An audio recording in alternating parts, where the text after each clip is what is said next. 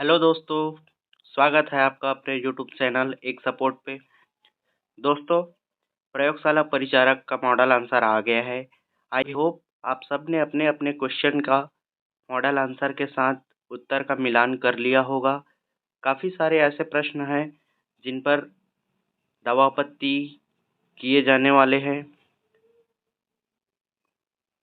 बच्चे कमेंट में बार बार पूछ रहे थे कि सर सोर्स क्या दे, कौन कौन सा क्वेश्चन विलोपित होगा। तो मैं इस वीडियो सीरीज में इसी टॉपिक के बारे में चर्चा करूंगा। आपका सबसे पहला क्वेश्चन था दावापत्ती वाले प्रश्न सोर्स के साथ। आप बार बार में कमेंट में पूछ रहे थे कि सर क्वेश्चन तो दावापत्ती के लिए है पर हमें सोर्स नहीं मिल पा रहा है।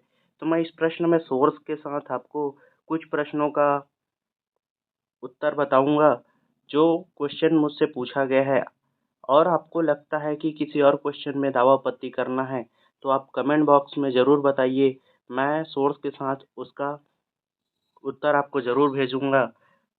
ये भी पूछ रहे थे कि कितने प्रश्न विलोपित होंगे, तो हम विलोपित होने वाले प्रश्नों पर भी बात करेंगे और कितने प्रश्न का उत्तर एक से अधिक लिया जाएगा इस बात पर भी हम चर्चा करेंगे। तो चलिए वीडियो सीरीज को आगे बढ़ाते हैं। आपका पहला क्वेश्चन जो बार बार पूछा जा रहा था कि सर बस्तर में मौर्य विद्रोह जो हुआ था उसका प्रमुख कारण क्या था। देखिए, इसका आंसर व्यापम ने बेगार प्रथा लिया है। बार बार लोग पूछ रहे थे कि सर नहीं, इसका आंसर तो लगान और वन नीति दोनों आएगा। तो देखिए, मैं आपको सोर्स के साथ बताता हूँ। ये है वृहद संदर्भ का पुस्तक जो कि उपकार पब्लिकेशन का है। काफ़ी ऑथेंटिक बुक माना जाता है इसको। संजय त्रिपाठी एवं श्रीमती चंदन त्रिपाठी, इन दोनों के द्वारा इस बुक को लिखा गया है। ऑथेंटिक माना जाता है इस बुक को। देखिए, इस बुक के पेज नंबर आप 308 पे जाएंगे तो आपको पता चलेगा मौर्य विद्रोह के बारे में डिटेल से चर्चा किया गया है। मैं आपको पढ़ के सुनाता हूँ, आप देखिए। मौर्य विद्रोह 1876 ईस्वी में 1876 का मौर्य विद्रोह बस्तर का स्वाधीनता संग्राम था। यह विद्रोह बस्तर में 1853 से लेकर 1876 तक चला था। इसके अनेक कारण थे। देखिए, अब इनमें कौन कौन से कारण थे। यहाँ 6 कारण बताए गए हैं। मैं एक एक क्वेश्चन का डिटेल करता हूँ। बस्तर में ब्रिटिश सरकार द्वारा किए गए भू राजस्व विषयक के प्रयोग, जो आप बोल रहे हैं राजस्व या लगान, वो एक इसका प्रमुख कारण बन रहा है। दूसरा है अंग्रेज सरकार द्वारा राजा भैरम देव के व्यक्तिगत जीवन में हस्तक्षेप।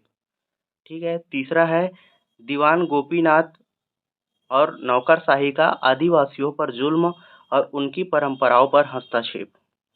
चौथा कारण है इसका अंग्रेज द्वारा फूट डालो की नीति और राज करो। पांचवा है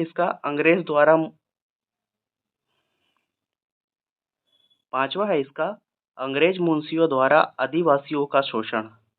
और छठवां कारण दिया है इसका अंग्रेज ठेकेदारों द्वारा बेगारी की प्रथा और मांझियों के अधिकारों में कमी आदि। तो देखिए, यहाँ पे बार बार क्वेश्चन में बोला जा रहा है कि सर वन और लगान दोनों को लिया जाना चाहिए। तो मैं आपको बताता हूँ कि इसके पहले 1859 में कोई विद्रोह हुआ था जिसके नेता जो थे नांगुला दोरला थे।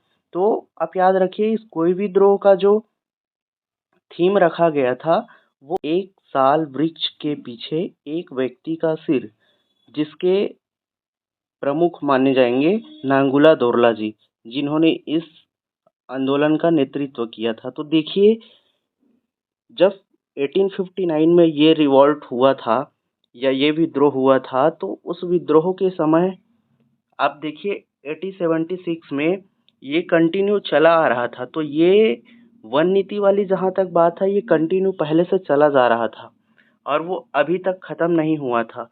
और दूसरी बात लगान की बात है, तो आप यहाँ पर ध्यान दीजिए, ये जो दीवान गोपीनाथ कपड़दार को जो दीवान बनाया गया था वही इसका प्रमुख कारण था। ये क्या कर रहा था, वहाँ के आदिवासियों के ऊपर शोषण कर रहा था। तो शोषण के कारण बेगारी छा गया था। ये इसका प्रमुख कारण है। लगान वृद्धि तो है ही, लेकिन इसका सबसे ऑथेंटिक आंसर बेगार प्रथा है।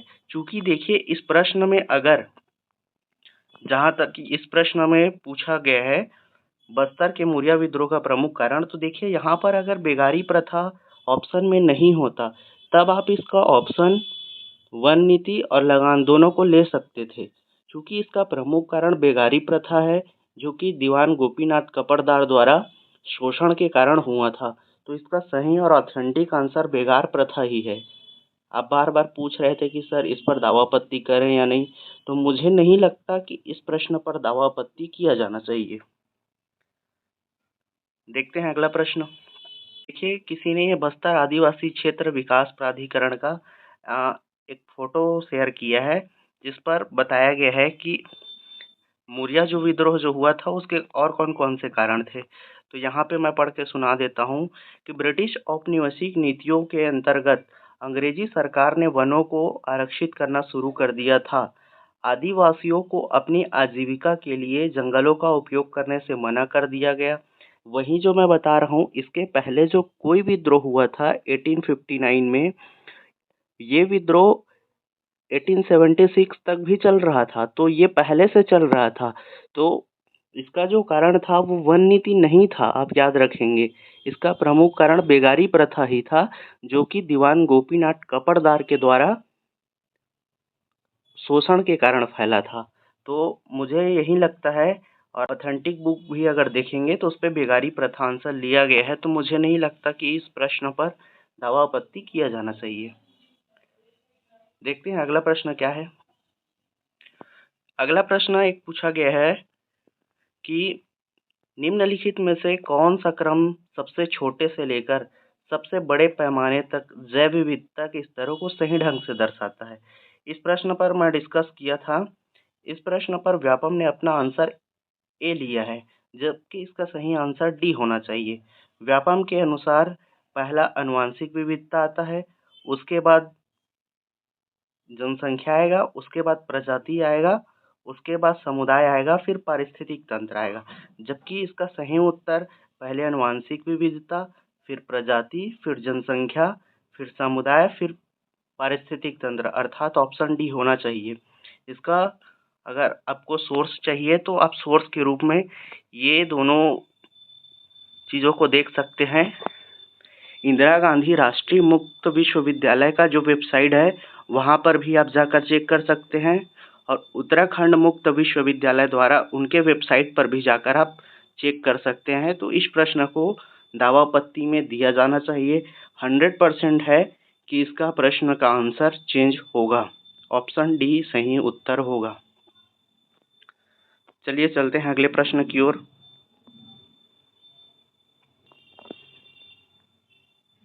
अगला प्रश्न है अनुवांशिकी की मूल इकाई क्या है। देखिए इस प्रश्न में 4 ऑप्शन दिया है, गुणसूत्र दिया है, ऑप्शन बी में जीन दिया है, ऑप्शन सी में डीएनए दिया है, और ऑप्शन डी में आरएनए दिया है। किसी ने दावापत्ती के लिए मुझे ये भेजा है, मैं बता देता हूँ। इसका व्यापम द्वारा उत्तर बी लिया गया है, अर्थात व्यापम ने जीन को सही उत्तर लिया है। इनका दावा ये है कि इनमें से कोई भी सही नहीं है, इसको विलोपित किया जाए।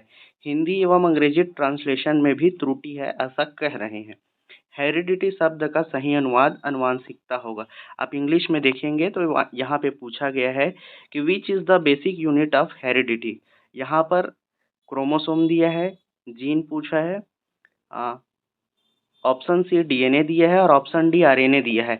तो इनका कहना है कि हेरिडिटी शब्द का सही अनुवाद अनुवांशिकता होगा, जबकि इसका हिंदी में अनुवाद अगर आप देखेंगे तो यहाँ अनुवांशिकी लिखा है, जबकि हेरिडिटी का सही हिंदी अनुवाद अनुवांशिकता होता है। तो अनुवांशिकता की इकाई जीन है, जबकि अनुवांशिकी की इकाई जीन नहीं है। इनका ये दावा है, और ये इस प्रश्न पर दावापत्ती करना चाहते हैं। इसमें साफ साफ लिखा है कि जीन अनुवांशिकता की इकाई है, न कि अनुवांशिकी की। स्रोत भी बताया है इन्होंने, एनसीईआरटी कक्षा 12वीं इकाई 7 पृष्ठ क्रमांक 63 में अनुवांशिकी तथा विकास जो चैप्टर है वहाँ पे बताया है। एवं बीएससी तृतीय वर्ष फर्स्ट पेपर मध्य प्रदेश भोज मुक्त विश्वविद्यालय भोपाल का इन्होंने वो सोर्स दिया है। अध्याय 1 पृष्ठ क्रमांक 3 मेंडल के आनुवंशिकी के नियम में, अतः इस प्रश्न को विलोपित किया जाना चाहिए उनके अनुसार। तो आप इस प्रश्न पर दावापत्ति लगा सकते हैं। सोर्स के लिए इन्होंने बता दिया है सोर्स क्या क्या है। तो चलिए चलते हैं अगले प्रश्न की ओर। अगला प्रश्न है, जब किसी वस्तु पर यांत्रिक कार्य किया जाता है तब क्या होता है। तो यहाँ पर आप देखिए चार ऑप्शन दिए हैं। चार ऑप्शन में पहला ऑप्शन कह रहे हैं कि स्थितिज ऊर्जा गतिज ऊर्जा में रूपांतरित होता है। ऑप्शन बी ये कह रहा है कि गतिज ऊर्जा स्थितिज ऊर्जा में रूपांतरित होता है। ऑप्शन सी बोल रहे हैं वस्तु ऊर्जा प्राप्त करती है, और चौथा बोल रहे हैं कि वस्तु ऊर्जा खोती है। तो इन चारों ऑप्शन में व्यापम ने सही उत्तर इसका वस्तु ऊर्जा प्राप्त करती है लिया है। लेकिन दावापत्ति के लिए जो सोर्स निकाले हैं उनमें इनका कहना है कि संवेग क्या है। ये एनसीईआरटी का सोर्स के लिए दिए हैं। संवेग क्या है इसका ये सही मात्रक लिखिए। संवेग के पदों में बल की व्याख्या कीजिए, निम्नलिखित का ग्राफी निरूपण कीजिए। तो यहाँ पर आप देखेंगे इसमें कहा गया है ऑप्शन ए वेग के साथ संवेग में परिवर्तन जबकि द्रव्यमान नियत हो, और बी में कहा गया है कि द्रव्यमान के साथ संवेग में परिवर्तन जबकि वेग नियत हो।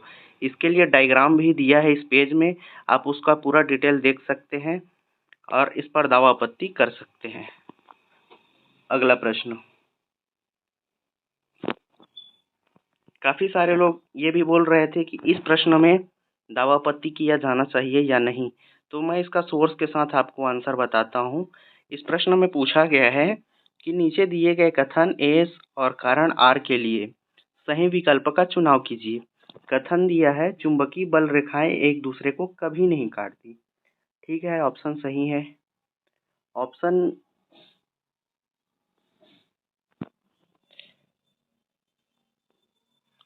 इसका कारण ये बता रहे हैं कि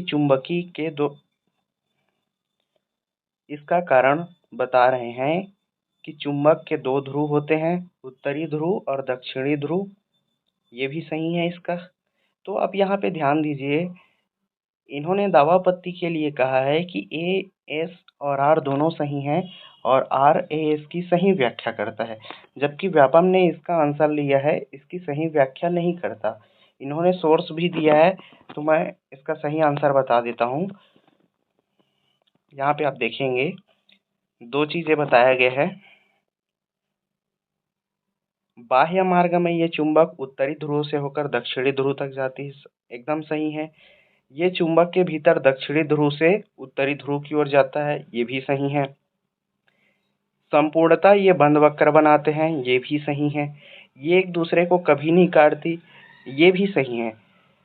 पांचवा ये बोल रहे हैं कि ध्रुवों पर चुंबकीय बल रेखा पास पास होता है, जिससे यह पता चलता है कि ध्रुव पर चुंबकीय क्षेत्र की तीव्रता अधिक तथा अन्य भाग में कम होता है। अब यहाँ पे याद रखेंगे इस ऑप्शन के हिसाब से, इस प्रश्न में अगर आप देखेंगे तो साफ साफ आंसर दिख रहा है कि चुंबकीय बल रेखाएं एक दूसरे को कभी नहीं काटते, एकदम सही है। कारण इसका बता रहे हैं चुंबक के दो ध्रुव होते हैं और उत्तरी ध्रुव और दक्षिणी ध्रुव। तो आप यहाँ पे याद रखेंगे कि चुंबक के जो उत्तरी और दक्षिणी ध्रुव होते हैं उसके कारण ये एक दूसरे को नहीं काटते हैं, इसका ये सही कारण नहीं है। इसके दो दो ध्रुव होते हैं, ये अपने आप में एक अलग कथन है, और ये एक दूसरे को कभी नहीं काटता, ये एक अलग कथन है। कथन और कारण दोनों सत्य है, परंतु इसकी व्याख्या नहीं करता है। ठीक है, तो ये कुछ क्वेश्चन थे जो आपके द्वारा दावापत्ति के लिए बार बार पूछे जा रहे थे। आपके अनुसार और ऐसे कौन से क्वेश्चन है जिस पर दावापत्ति किया जा सकता है, आप ज़रूर कमेंट में बताएं। मैं उसका सोर्स के साथ आपको उत्तर ज़रूर बताऊंगा।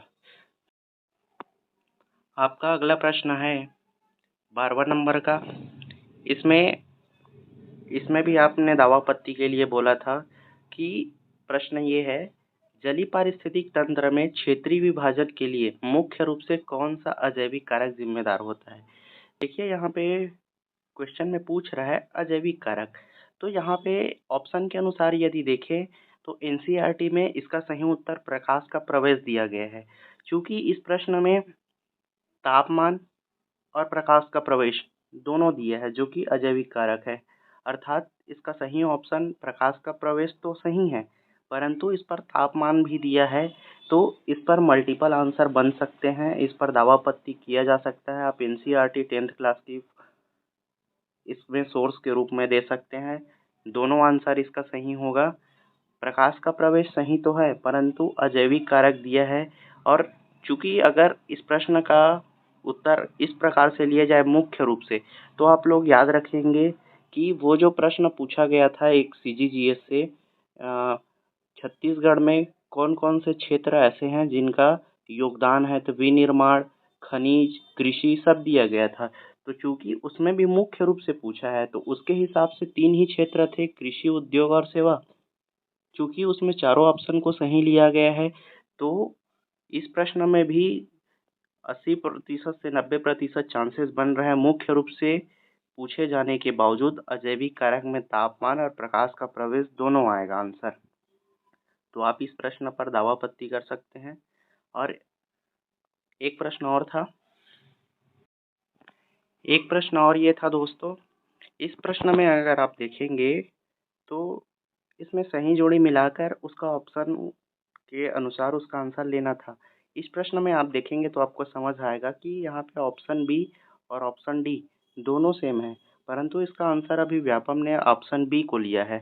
तो आप इस प्रश्न पर दावापत्ती कर सकते हैं। व्यापम दोनों आंसर को सही लेगा। ऐसा ही होता है व्यापम की एग्जाम में, अगर एक प्रश्न में मल्टीपल ऑप्शन सही हैं, तो व्यापम उस प्रश्न को विलोपित न करके दोनों को आंसर ले लेता है। तो आप इस प्रश्न पर दावापत्ती कीजिए। जिन लोगों ने अपना आंसर डी लिया है, डेफिनेटली उन लोगों का आंसर सही होगा। व्यापम द्वारा बी और डी दोनों को आंसर लिया जाएगा। तो आप इस प्रश्न पर दावापत्ती कर सकते हैं। धन्यवाद दोस्तों। Keep watching, keep learning.